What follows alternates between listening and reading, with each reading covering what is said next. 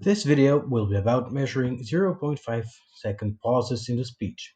As you may already know, this is one very important rule that we need to follow at all times. No speaker turn should contain pauses in speech that are longer than 0.5 seconds.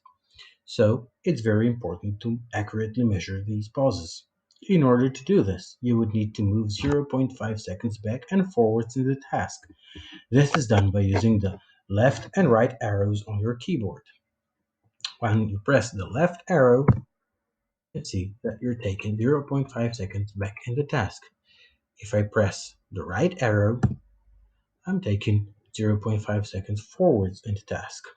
This same effect can be achieved when using the Alt in combination with the arrow keys.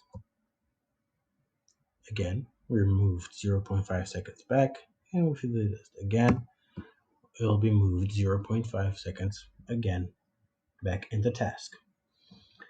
So, when you hear a pause that you want to measure, for an example, this one here, Nagyon összeszedett volt, remélem azóta...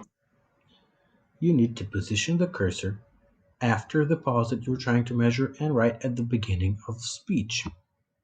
Now, you press the left arrow to be taken back 0.5 seconds back in the task, and you press play. You can notice that we can hear the final letter of the word that was said here. Összeszedett volt, remélem azóta... Let's do that again. So we position the cursor at the beginning of the speech, right after the pause. We go back 0.5 seconds and we press play. Remélem azóta már láttad. We can safely conclude that this pause is shorter than 0.5 seconds and this segment should not be split.